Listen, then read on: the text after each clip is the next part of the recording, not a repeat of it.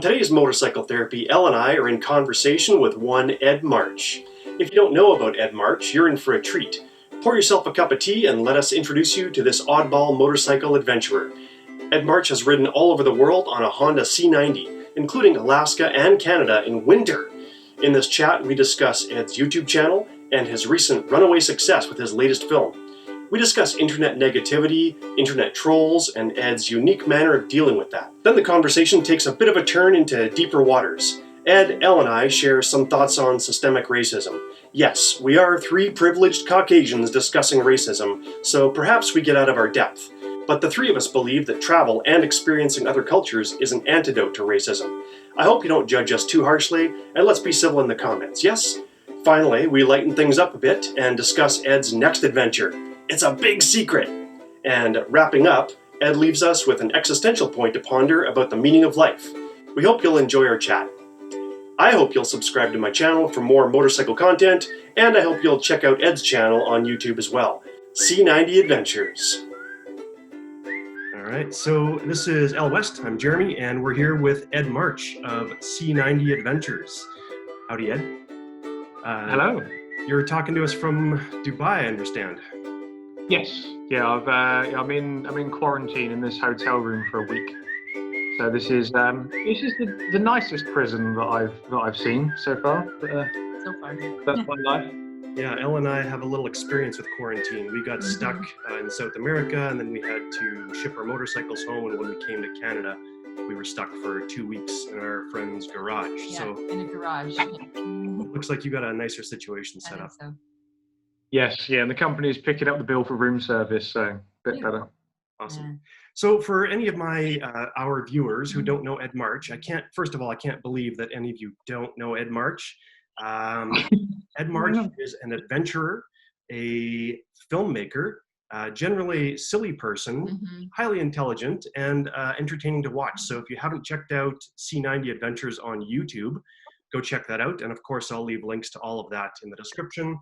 And why don't you talk a little bit, Ed, about your YouTube journey and your latest video? I feel like I should butt in for just a sec. I haven't met you officially, Ed. Nice to meet you, but I've seen a lot of your work on Facebook, on YouTube, and I feel like we should warn our audience that this probably will not remain a PG interview. Not that we're intending anything R-rated, but it seems to happen sometimes when you're around, Ed.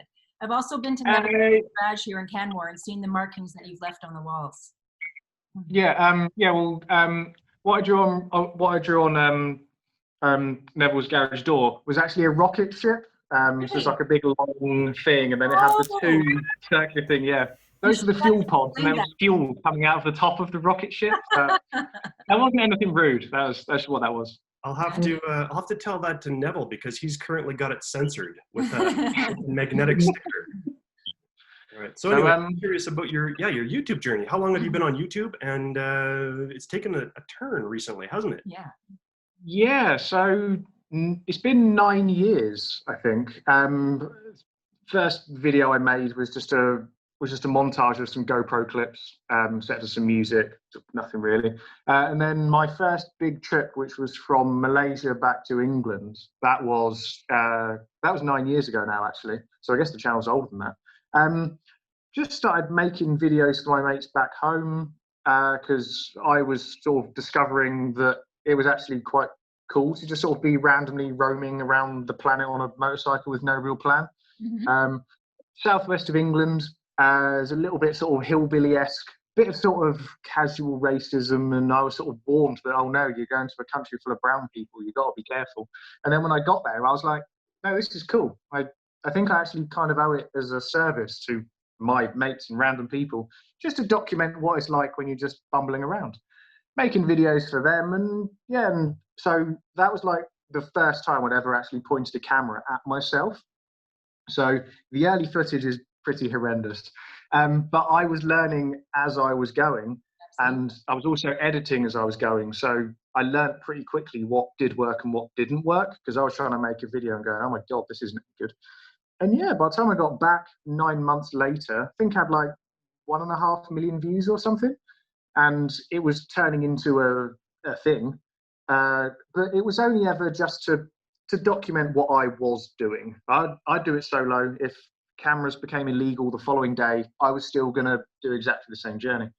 And then I did another couple of trips and whatnot. And then the big one, which is where I met Jeremy the first time, was on Alaska to Argentina. I was starting to make things a bit more professional, a bit more, well, maybe not professional, a bit more watchable, I think I would say. And then, yeah, the audience was sort of picking up. But I had about, well, as of 4 weeks ago, I think I had 50,000 subscribers, which was, ticking along. Most videos about 100,000, 200,000 views, depending on how enticing the country was to viewers. And then the video I put out about 4 weeks ago now, which was of Colombia, must have just clipped over the YouTube algorithm or something, or the thumbnail was a bit more enticing or something. But yeah, it went absolutely ballistic. YouTube told me I had an 8,900% increase in traffic. At the end of that video, I told people that if they wanted to support the channel, because it's only ever basically been a money pit. I've been documenting it because I want to, and to share my stories, but mainly to inspire, I guess. I like to entertain every now and then. But yeah, it was always basically I was subsidizing it. And I said to people, if you want to buy a t-shirt or a film or a hoodie or something, because I've got some printed up, if you want to support the channel, then that'd be cool. Yeah, when the video finished, all of the viewers crashed my website, completely overloaded the server. It was like, I've created a monster. And yeah, so it looks like for the first time, my YouTube channel of just sort of chaos, it looks like it might be generating a profit, or at the very least covering its own costs. So I don't need to constantly battle between making stuff and, as I am now, sat in Dubai waiting to go and work on a ship to earn some money. So Right, that's a good problem to have. It took 9 years, Yes. what I'm hearing you say, of learning some filmmaking, some editing, some practicing and doing it before it got to this point. And you still don't know if there's like a secret formula. This one just seems to tip the scales and we don't really know why. Is that right? Pretty much, yeah. From a planning and from a financial planning side, what I've done makes no sense at all. Everything I don't script anything. I've got no idea what I'm going to film. I sometimes go to countries and nothing interesting happens to me. So rather than some people who try to desperately make content from nothing, I just go, well, if it's not interesting to me, it's probably not interesting to anybody else. So I'm just not going to film it. And then I try and fix that afterwards in the edit. So yeah, I don't know what the magic formula is. Well, if you watch a lot of these videos about how to grow your YouTube channel, I've recently kind of started my YouTube channel, and so I'm in early days where you were probably 9 years ago. And they're saying a lot of things like consistency and upload every week and things like that. And I don't do that, and I know that you don't do that. And I know why, but I'd be curious to hear why you're not a little bit more consistent with your uploading. And I kind of know the answer, but I want to hear you say it. So the main thing is that the edits of my videos are brutal. The Colombia one took 6 weeks, and it was 55 minutes long. Now, there are theories about the YouTube algorithm. The whole point of the YouTube algorithm is that they can never let creators know what it is, because if they do, people will exploit it. Right. So if somebody says they know what the YouTube algorithm is, they might have inferred some data or some conclusions from data. But what happened to me actually disproves it. So I can't make regular videos because I'd get more ad revenue if I were to split my videos up. So Colombia was 55 minutes long. Right. And I would get more ad revenue if I split it into 4 episodes. The problem is that for me, I make stories the length they're supposed to be, not the length that that ad revenue wants them to be. Yeah, that's right. I hate if you're halfway through a cinema and then somebody walks on and goes, "Hi, John here from Carl's Jr. What you need is everyone in the movie." It's like, piss off. It's like, that's not what content's supposed to be. Right. So I have my advert at the beginning, for the last 9 years, it almost paid a mobile phone contract. I had my advert and that was it. And then so people sit down and they watch the content and they don't get broken out of it. I hate when people talk in a cinema, and I hate adverts and whatnot. What I think happened with mine, which, I mean, once again, I'm inferring a conclusion from very hidden data, is that my video was 55 minutes long. And so for a start, when I announced it, and I did the YouTube premiere that said it was going to go live in 2 days' time, I had a very large percentage of my audience stay for the full 55 minutes. Okay. Which is rare for YouTube. So that would have clicked something in a, deep learning algorithm somewhere. Right. Then all of my subscribers that I had then started, trickling in, and all of them who hadn't seen a video for a year then watched 55 minutes of video. I know, I watched it, and I thought it was leaps and bounds ahead of, like you were saying, your earlier films, and it was entertaining, and I watched the whole thing. And just to record this interview, I watched it again, and good stuff. So congratulations. Yeah, absolutely. Thank you very much. And I even had comments. So it was after. So I'm inferring my conclusion from the comments as well. And you can sort of see the graph. And it was, first lot of premiere, about 2,000 people. They watched it. They all enjoyed it. They crashed my website. So YouTube would have logged the click-throughs from their channel. So YouTube's gone, hang on a minute, we reckon this guy's gone, can you support me? Right. And a lot of people have. He must be doing something. Then all of my subscribers then watched the whole thing. And then maybe they clicked it through, maybe they didn't. And I think at some point YouTube started to go, let's start putting this out to randomers. To recommend. Because I noticed after about 6 hours or so, the comments started appearing of, this has appeared in my recommended feed. What the hell am I watching? This is unlike anything I've ever seen before. And because my videos are me, and that's why it takes 6 weeks to edit. 6 weeks of just me letting my brain run, and I'm trying to create content as fast as I can think of what joke I want, how I'm going to edit this, how I'm going to do the transitions and stuff. It's my personality distilled into a video. But then I started to get comments and this has appeared in my recommended feed. I just realized I've been sat on the toilet for 55 minutes watching a YouTube video. And if that's made a complete random viewer who's never seen my stuff before make that comment, the algorithm definitely knows it. It definitely goes, we recommended this to like 100,000 people. And they've watched an hour-long YouTube video. What the hell is this about? And so, I ended up at, it was basically about 600,000 views after about 3 weeks. Well, you can see. I looked at your Social Blade website, and Social Blade, if you don't know, you can check out different YouTubers and vloggers and stuff and see how they're doing. And it looks like you have gained something like 7,000 subscribers over the past 30 days. And you're now at 98.4 thousand subscribers on YouTube. And it's just 100,000 to get that YouTube play button, isn't it? So you're almost there. Yes. So, basically I was at 45,000 subscribers or so. After 2 weeks of the Colombia video, I basically got another 40,000 or so. It essentially doubled. I think the Colombia video actually now, probably actually 6 weeks ago, because time in 2020 with COVID doesn't really mean anything anymore. And then, so I'm aware of Social Blade because I've got a home automation system at home that like monitors all the lights and things and even the radiation levels in my hot tub, bizarrely. But I've actually got what I call the Cambodian disco pineapple. That's just like incredibly tacky metal gold-plated pineapple that's about that big, and it's got LED lights and it plays music. That is actually rigged up to my home automation system. So when I click over 100,000 views, the Cambodian disco pineapple starts spinning, and I get my YouTube play button. So I am aware of the Social Blade.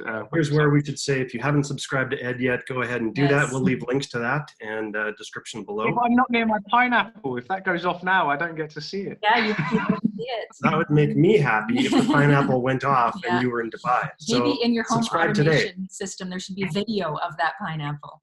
Now, I want to talk to you real quick. We mentioned, or you mentioned rather, your comment section, and there has been I think when you get to a certain level on YouTube or any social media thing, as soon as you start raising your head above maybe the rest of the crowd, there's somebody there to bunk you back down. So tell me a little bit about how you deal with negativity and internet trolls. Yeah. Well, so the way that I deal with it basically is I hire in a JCB full of sarcasm. And then whenever one of these comments appears, I basically deploy it. So trolls are usually not very witty, because if they were witty, they would probably be intelligent. If they were intelligent, they probably wouldn't be a troll. They'd focus their efforts on something else, which does mean you've got a couple of different ways to deal with it. You can either ignore it, or you can ban them or hide them. YouTube has an amazing feature, which is called hide from channel. So if somebody is like trying to personally attack me and they think they've got one over on me and stuff, you can hide them so they see their channel. But they don't see so you. They're sat there. So they can see their comments. They're like, yeah, I've got one over on him, but they're just completely invisible to the rest of the world, which is a very good tactic because the troll thinks they've won, so they go off and find somebody else to bomb. But they're just like, you think you're special. You think people know you exist. You don't. No. Yeah, actually, and but that's... yeah, Sorry, carry on. Sorry, carry on. Well, I was going to say that's what made me think of it, because I saw your comment to one of your trolls, and basically you used that feature, hide from channel, but then you couldn't refuse taunting that person and telling them that you hid them from the channel, which made me kind of laugh. Yeah, now I'll admit I almost defeated the purpose of hiding, because I said to them, I will be hiding you in, I'll be hiding you in 24 hours time. And I told them what was going to happen. While I don't normally do that, the reason was maybe to make them think in the back of their head. Every time they type a horrible comment to somebody thinking that they've won, actually in the back of their minds now, I'd like to think that they're going, They have some doubt. I start to mess with them a bit, which once again is the same as deploying loads of sarcasm on somebody. Okay. So yeah, I did kind of defeat my own rule there, but maybe to help somebody else out, maybe it'll make them a slightly nicer person. Is that your goal, generally speaking, when you're interacting with people on social media? Because I think most people would say the objective with any kind of troll is ignore them. Don't feed the troll. Don't even reply to the comment, no matter how innocent it might seem. If you detect there's probably a troll, don't even engage. And you don't seem to do that often. You're pretty free with your sarcasm. Tell me why you choose that route. Basically, I think I do it for my entertainment, but also the entertainment of the other people that are watching. Okay. Because so to give you an example, somebody now, granted, it might not have been a troll. It might have just been somebody who doesn't really understand time. But they said, was it on the Colombia video, you're endangering you and everybody else around you by traveling during this pandemic. My public YouTube reply was, strap yourself in for this one. You can film something and then upload it later. Yeah. And maybe I could have done the typical large corporation customer support thing. But I like the way you do it, Ed, and I appreciate seeing the comments that you make, not only underneath your own videos on YouTube, but sometimes just generally interacting with others on Facebook. And I do think it will cause people to stop and second guess whether they should say the thing they're about to say or think twice about posting, at least on your site, which is a good tactic. Yeah. Yeah, and I have had some people actually make valid, they'll say something, I'll come in with something, and they'll then give a retort, and I will actually go, oh yeah, you're right, actually, yeah, okay, yeah, I got that wrong, I apologize. And then you see people going like, oh my god, somebody's just apologized on the internet. I was like, yeah, I am wrong sometimes. It's like, what? It's like everybody's wrong sometimes, but no, I find, and it's like with the whole mask thing or just anything, you end up, otherwise I think you end up having to be trying to be so woke as to trying to work out, you're like, right, okay, well, I made a video here. Okay, so I now need to put up a big disclaimer that says that this was before COVID was a thing. Yes. All right, well, now I'm here. Okay, well, now I need to say the rules when I was this country meant that I was allowed to do this and not that. Yes. Oh, I'm eating this food. Yeah. Put up a disclaimer. I made sure that this was cruelty-free. And it's like, you will never, like, on the Colombia video, the thing I found quite interesting was the amount of people that had a problem that I used Mexican music on the Colombia video. Oh my goodness. Now, I kind of like that we're trying to address racism so much, and we are trying to fix it, that we are now attacking people that aren't actually racist. You know what I mean? Like, it's going to overswing. So now if I use Mexican music in a Colombia video, that people are like, oh, you're so racist. And I'm like, what about the Ukrainian polka music that I used in the USA? There you and go. I also used American music in the Colombia video, so I can use American. And once again, sarcastically, they go, why have you used Mexican music in Colombia? My sarcastic response is, because I'm not a racist and I don't have a problem with using Mexican music. I'm sorry, obviously, I know what they're getting at, but then I say, I am joking. But just to be clear, this video used music from Sweden, the USA, the UK, and Mexico.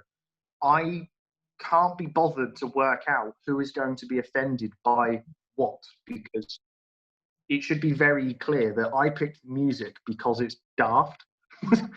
And I want to go, oh no, right, I need to draw a circle around Colombia. Where did the music come from? Oh, it's within the racism boundary. Oh no, it's not. Because it's choosing daft. Music you're not making an accurate cultural depiction in a documentary of that country, including the music. It's a personal video that and you're not saying this is South America, Mexico, and this is in this crazy Mexico, there are these things. Like it gets a little bit too far, I agree. But I like what you're saying. You do listen to the criticisms, and I think you can respond with some humility. And maybe if a criticism is valid, you can actually rethink your opinions and adjust. So yeah, that's what I like about the way you're responding to these comments. Yeah, well, cheers. I'm sure, at some point I'm going to say something that people will not get the sarcasm on, and then it's going to be interesting. Have you had to do an apology video yet on YouTube?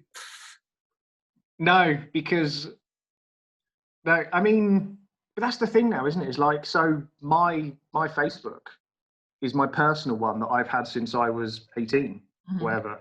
I guarantee that if I saw 18-year-old me now, I've never thrown a punch, but if I were to punch anybody, it'd probably be 18-year-old me.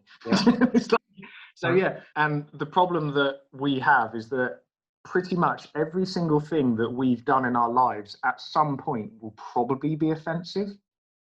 Like at some point, us using fossil fuels might actually be viewed as what were you thinking? Look at these people who are being promoted for destroying the planet. Now I know that the entire carbon footprint of everything I've ever done will never come close to that of a child, and I don't like children. So technically, I know that I'm onto a winner. But at some point, all the time, we're not having kids. It's okay. Yeah. But I don't know. Yeah, the comment section is going to evolve over time. Things are going to change. But so I just, which is a good thing. It means that we are, as a society, growing and changing and becoming more aware of things that we didn't think of in the past. So overall, it's good. Yeah. Well, and I think about you were talking about racism, and this is maybe a hot topic that I might have to edit out because I'm not very eloquent. Not because I think I'm saying anything offensive. I just maybe don't say it correctly. But I think we've evolved to have an us versus them mentality in some capacity. So if we're really honest with ourselves, I would say that there is a nugget of otherness that we have to identify, and you can call that racism. So when people accuse you of being a racist, but not me, I think maybe they're not being consistent. Yes. I think on some level, we all have that within us. And the trick is to not defend it and not hold on to it. And be aware of it. Yes, when we're doing it. to actually have the humility and the courage to say, yeah, that might be a racist opinion that I have, and like to examine it and to put your own light on it, rather than shouting about other people all of the time. And yet, on the other hand, calling out racism, I think, is also important. You know, there's got to be a balance there. Did I do that okay? I think you did pretty good. Yeah. Yeah. And the problem is that it's a minefield in that there's a reason people have spent 20 years studying this and they've done a thesis that still doesn't cover half of it. And I think the whole point is that if you just approach it, you know, take a step back, have a think, have a look at this guy that's ridden around the world and went through Mexico and absolutely loved it. And in fact, dedicated quite a large portion of the video to, there's a point in time when I was scared of Mexico. Turns out it's all just lies. Look at this amazing time I had. I was given 2 different cuddly toys, you know, got taken, all of these amazing stories. And then it's like, but for some people, it's like, I think that person is racist because they use Mexican music in their video. And it's like, I think you need to pick your battles. I don't if you view everybody if you're looking for something, you'll find it. And I think that all of us are much better suited targeting the real big issues, because that starts the pendulum swinging towards the correct place, and, you know, actually focus on things that actually really are affecting people and are, you know, just I agree. Systemic racism, not where did this person's YouTube music come from. I wrote, my second book is called Through Dust and Darkness, A Journey of Fear and Faith in the Middle East. And someone on Amazon took offense to that. It was an Arab gentleman. And he said, look at this Caucasian dude spreading lies about the Middle East and how we're all terrorists. And he extrapolated all of that from my title. And clearly didn't read the book. Through Dust and Darkness, A Journey of Fear and Faith in the Middle East. And it was, if you do read the book, it's very positive about the culture of the Middle East. And I enjoyed myself immensely. You went there. Yeah. That's the rule. If you've been there, the Middle East is friendly. If you haven't been there, it's terrifying.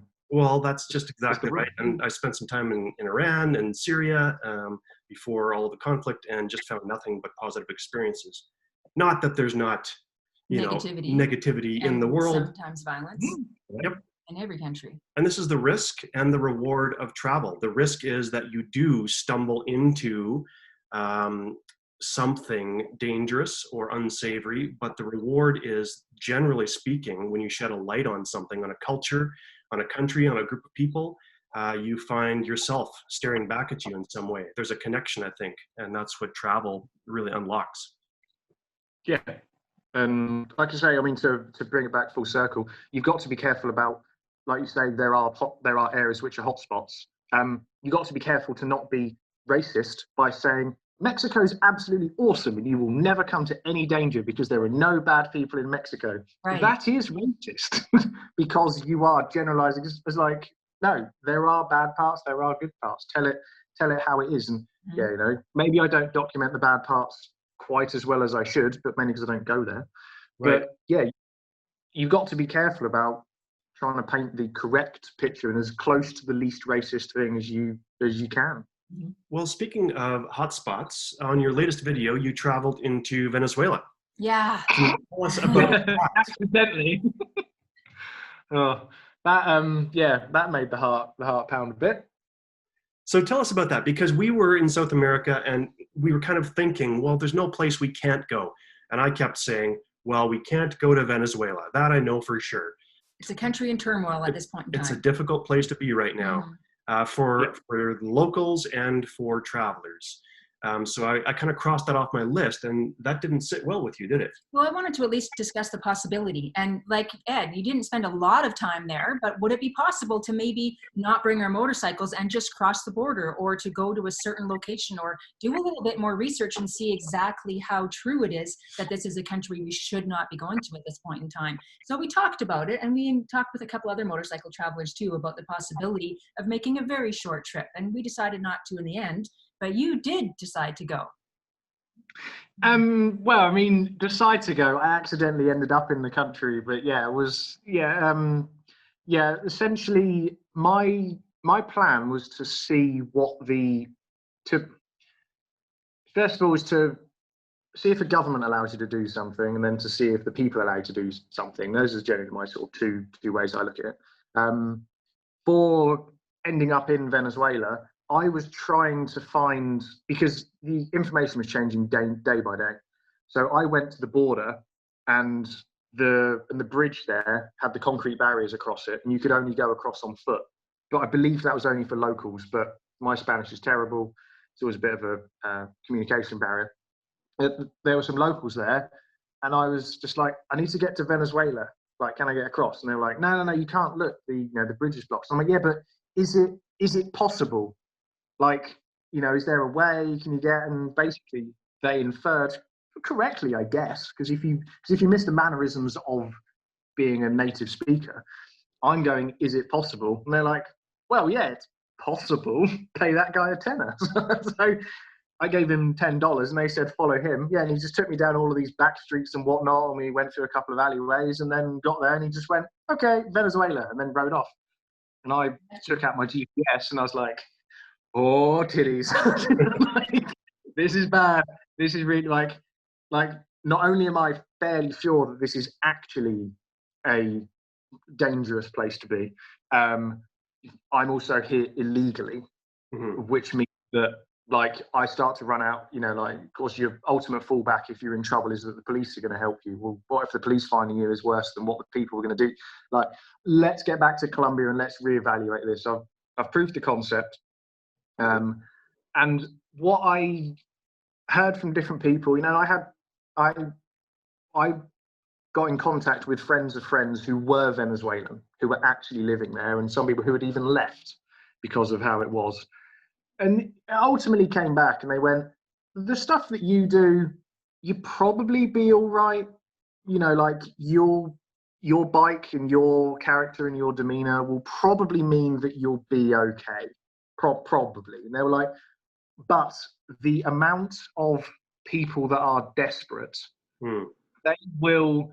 And the thing that I basically inferred from this is that people are inherently good, but you can have the best person in the world, but if their child is going to starve to death within a week, or you can steal all of the belongings from a comparatively rich white dude who definitely will not starve if I steal every single thing that he has and empty all of his bank accounts. Like, they could drain I can still get on the phone to somebody and go, please, Western Union, buy me Yeah. So that person, if their child is going to die within a week, or there's a chance, if they rob me, they don't. It makes sense, and I actually would kind of agree that person should rob me. Yeah. So it's like, and ultimately I came out of that going, I think there's a lot of good people who will end up doing bad things, like, because of that. And ultimately, the people who are Venezuelan said, you might be all right, but you're going to be so on edge that you're not going to enjoy our country. And he says, and if you're not going to come back again because you've done it once, which is sometimes a fair assumption, he was like, come back when things are better and you can actually enjoy it and you won't need to look over your back and people aren't wondering where their next meal's coming from. And they can actually sit down with you and chat to you and share a meal rather than, like, begging you to buy it for them. And it's like, yeah, okay. Sounds good that there were people who are from Venezuela who told you that they have hope for the future, that there will be a time when you can come back and visit and it won't be like this. Yeah, I met a gentleman in Colombia. This was in early 2000s, and he warned me, don't go to Colombia. And for other reasons, I didn't go. But on this trip, we did go, and it was amazing. Yes. So maybe I'm sure there will be a day when we go to Venezuela and go, this is an amazing, awesome country. Yeah. Regimes come and go. Yeah.